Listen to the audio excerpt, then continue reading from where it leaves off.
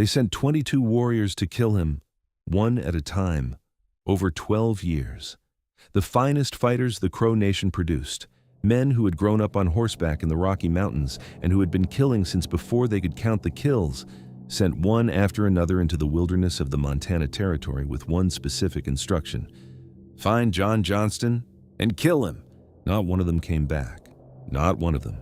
22 of the most dangerous men on the northern plains sent into the mountains after a single white trapper, and not one of them returned to the village, and not one of them was buried by his family, and not one of them ever told anyone what had happened in whatever remote mountain valley or frozen river crossing or dark pine forest was the last place they ever saw. Because John Johnston found them first, every single time, for 12 years. In the snow and the dark and the specific terrible silence of the Rocky Mountain wilderness, John Johnston found the men who had been sent to kill him, and he killed them.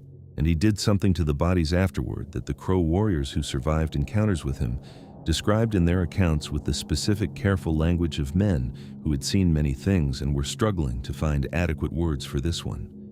He cut out their livers, and he ate them, raw, in the field, beside the bodies of the men he had just killed, not from hunger, not from desperation, from something else entirely that took 12 years and 22 dead warriors to fully communicate to the Crow Nation, and that when it was finally communicated, produced a response that nobody who knew John Johnston would have predicted.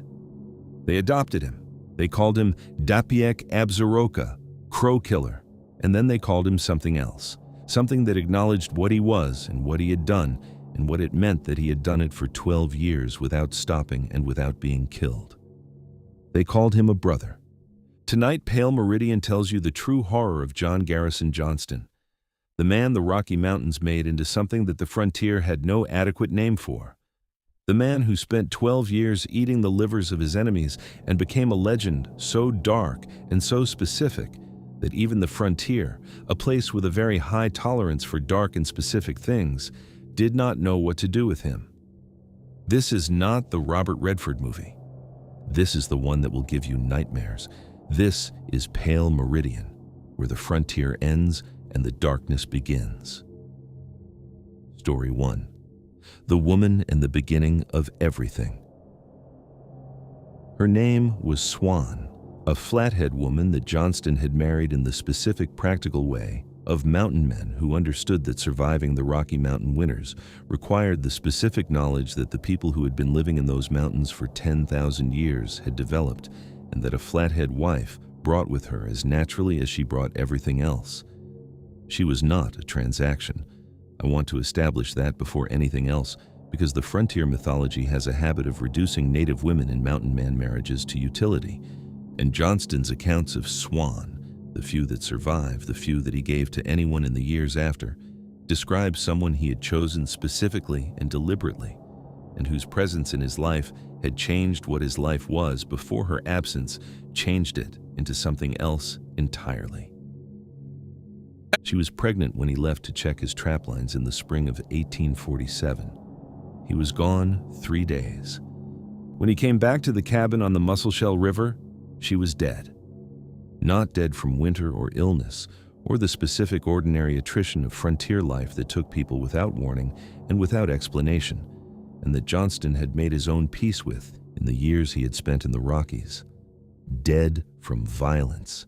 Dead from the specific coordinated violence of a Crow raiding party that had come to the cabin while he was on his traplines and found Swan alone and killed her with the specific thoroughness of a raid conducted by men who were not interested in leaving witnesses.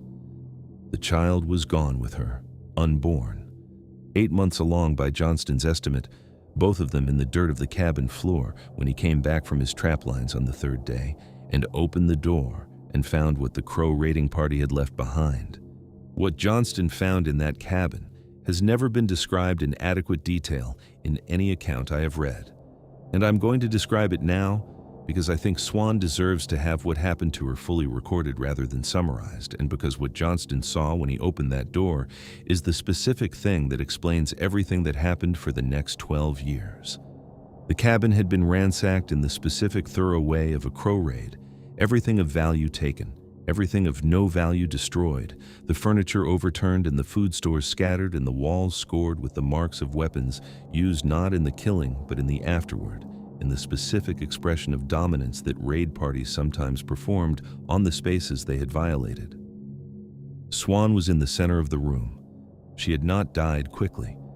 The evidence of what had happened in that cabin before she died, the specific physical evidence that Johnston read, the way he read everything in the wilderness, as a story told by what had been left behind, told him that she had been alive for some time after the raid began and that the men who had killed her had not been in a hurry and had not been primarily interested in a quick death. The child was gone with her in the way of children who die before they are born when their mother dies a specific kind of violent death. Johnston understood this immediately and completely, and the understanding of it, the specific double weight of two deaths in one moment, Swan and the child he had not yet held and would never hold, is the thing that the accounts of people who knew him in the years that followed describe as the moment when John Johnston became something other than what he had been before he opened that cabin door.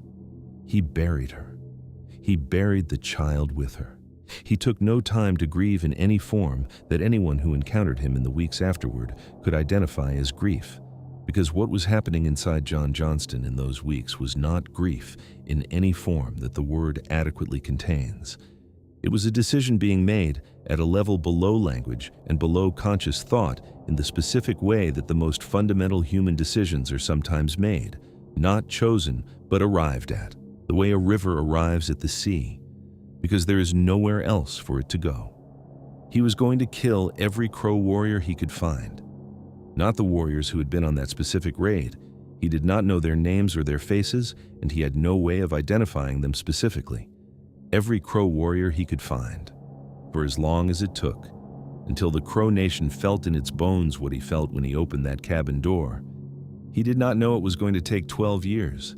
He did not know it was going to take 22 men. He did not know what he was going to become in the process of doing it. He picked up his rifle, and he walked out of the cabin and he went into the Rocky Mountains, and he did not come back for a very long time. What do you think John Johnston said to Swan when he buried her? And do you think any part of him understood in that moment what the next 12 years were going to cost him? The Rocky Mountains in 1847 were the most remote and most unforgiving landscape on the North American continent. 300,000 square miles of granite and pine and snow and altitude that killed men who did not know how to read it, and that John Johnston had spent years learning to read like a book written in a language that most people never learned. He went into those mountains with his rifle and his grief and his decision, and the mountains made him into something that the grief and the decision alone could never have produced. The next story is about what the mountains made him into, and what the Crow warriors found when they went looking for him in the dark of the high country. Story 2. 22 Men. The first warrior the Crow Nation sent was named Two Ravens. He was one of their finest, a man in his late 20s who had counted coups 17 times and who had never been bested in any fight that anyone who knew him could remember, and who went into the Montana Territory in the summer of 1847 following Johnston's trail with the specific confident purposefulness of someone who has been given a task they consider within their abilities. He did not come back. The Crow sent a search party eventually, not immediately, because the Rocky Mountain wilderness had its own attrition, and a warrior who did not come back from a mission was not necessarily a warrior who had been killed by the specific man he had been sent to kill, and the search party found what was left of Two Ravens in a narrow valley 3 days' ride from the Crow winter camp. I'm going to describe what they found, because the specific details of what Johnston left behind matter to understanding what he was doing, and why, and what it communicated to the Crow Nation over the course of 12 years and 22 warriors. Two ravens had been killed with a knife. A single cut across the throat from behind, Johnston's preferred method in close quarters, the method of a man who had learned that speed and certainty in a kill were more important than drama. The body had been positioned on its back with the arms at the sides in a way that was not the position of a man who had fallen, but the position of a man who had been arranged after falling. the specific, deliberate positioning of a body by someone who wanted the people who found it to understand that what had been done to it had been done intentionally and with full awareness of what it would mean to the people who found it. The liver was gone. Not damaged, not torn by animals, gone, removed with the specific, clean precision of a man who knew where it was and how to get to it, and who had taken it deliberately and completely and had taken nothing else. The search party understood immediately what the absence of the liver meant, because the consumption of an enemy's liver was a known practice among certain warrior cultures of the plains and mountains, a ritual act of consumption that was understood as the taking of an enemy's courage and strength into yourself, the specific, literal incorporation of what your enemy was into what you are. It was not unknown. It was not incomprehensible. What was incomprehensible was that a white trapper was doing it to Crow warriors. What was incomprehensible was that he was doing it alone. What was incomprehensible was that 2 ravens, 17 coup counted, never bested, had not seen him coming. The Crow sent another warrior. He did not come back. They sent another. He did not come back. Each time the search parties that eventually went looking found the same specific signature: the clean throat cut, the arranged body, the liver taken with surgical precision, the specific message of it accumulating with each body into something that the Crow leadership was beginning to understand was not random violence, but a sustained and deliberate communication. Johnston was not just killing them. He was telling them something with every body he left arranged in the Montana wilderness with its liver missing. He was telling them that he had found their best, and their best had not been enough, and that he was going to keep finding them and keep taking what he took until the account between them was settled in whatever terms he had decided it needed to be settled in. The problem was that the account, as Johnston understood it, could never be settled. Swan was dead. The child was dead.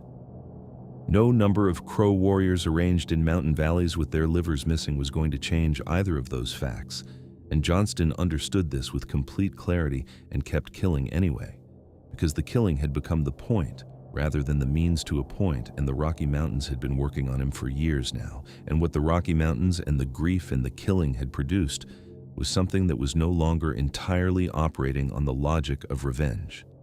By the 5th year, the Crow warriors who went looking for Johnston were going with a specific dread that the earlier ones had not carried. The stories had accumulated. The specific details of what was found each time had traveled through the Crow camps in the specific way that stories travel when they are about something that people cannot stop thinking about.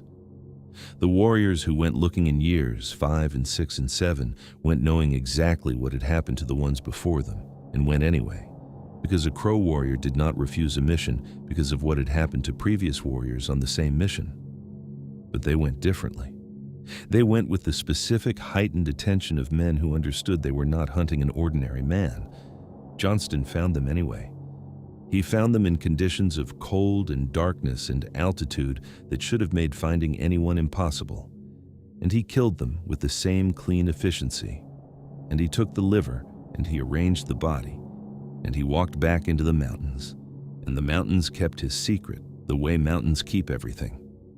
By the 10th year, the Crow Nation had a specific and comprehensive problem. 20 warriors sent, 20 warriors dead, 20 arrangements of bodies in mountain valleys, 20 missing livers.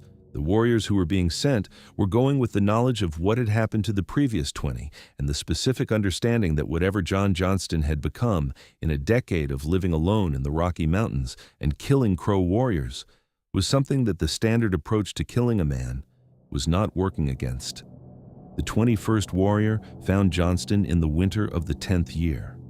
Found him in the specific sense that Johnston allowed himself to be found, because by this point in the 12 years, Johnston had developed the specific wilderness intelligence of a man who has been hunted continuously for a decade and who knows the difference between being found and allowing someone to find him. The 21st warrior's name was Crazy Head. He was young, 20 years old, and he had volunteered for the mission rather than being assigned to it, and he had volunteered because he had grown up hearing the stories and had decided that the story needed an ending and that he was going to provide it. He found Johnston's camp at dusk, or he found what appeared to be Johnston's camp, a fire, a bedroll, the specific signs of a man settling in for a cold mountain night. He approached carefully with the specific patience of someone who had been preparing for this moment for years and who was not going to rush it now that it had arrived. Johnston was behind him. How Johnston had gotten behind him without Crazy Head detecting the movement is something that Crazy Head later described. Because Crazy Head was one of the ones who survived, the story takes a turn here, as impossible in the specific way that things are impossible when they happen anyway, and you cannot explain them afterward. Johnston had his knife at Crazy Head's throat before Crazy Head had finished processing the information that Johnston was not where he had appeared to be. He did not kill him. This is the turn in the story that every version of the liver-eating Johnston account reaches, and that most versions handle inadequately because it does not fit the simple horror narrative, and because understanding it requires understanding something about both men that the simple horror narrative does not have room for. Johnston held the knife at Crazy Head's throat for a long moment. In the dark of a Montana winter camp with the fire burning and the mountains pressing in from every side. He held it there, and he looked at the young warrior who had come to kill him, and he made a decision that was as inexplicable in its way as everything else he had done for the previous 10 years. He put the knife away. He fed Crazy Head from his own supplies. He let him sleep by the fire. In the morning, he gave him pemmican for the journey and pointed him toward the Crow winter camp and watched him go. Crazy Head went back to the Crow and told them what had happened. Not just that Johnston had spared him, that Johnston had fed him, had treated him as a guest, had sent him home with food for the road. The specific, deliberate courtesy of a man communicating something through his actions that his actions over the previous 10 years had not communicated, and that the Crow leadership spent considerable time interpreting. What Johnston was saying, and he was saying it as clearly as he had said everything else over the 10 years of arranged bodies and missing livers, was that it was enough, not forgiven, not forgotten, enough. The Crow understood. What do you think John Johnston felt in the moment he decided not to kill Crazy Head? And do you think Swan would have recognized the man he had become by the time he put that knife away? 10 years of killing and eating livers in the Rocky Mountains changes a man in ways that are not reversible and not entirely describable. What John Johnston had become by the time he spared Crazy Head was not the man who had buried Swan on the Musselshell River in 1847, and it was not anything that the frontier had an existing category for. The final story tonight is about what the Crow Nation did with what Johnston had become, and what Johnston did with the rest of his life, and what it means that the most sustained and most visceral act of revenge in the history of the American frontier ended not with a final killing, but with an adoption. Story 3. Dapiek, Absaroka. The Crow sent a delegation to John Johnston in the winter of 1858, not warriors, a delegation. The specific formal acknowledgement of one sovereign party to another that the situation between them had changed and that the change required formal recognition. They called him Dapiek Absaroka, Crow Killer, and they offered him adoption into the Crow Nation as a warrior brother, the specific ritual acknowledgement that what he had done over 11 years and 22 dead warriors had earned him a place among the people he had been killing, and that the people he had been killing had decided that a man capable of what Johnston had demonstrated was more valuable as a brother than as an enemy. Johnston accepted.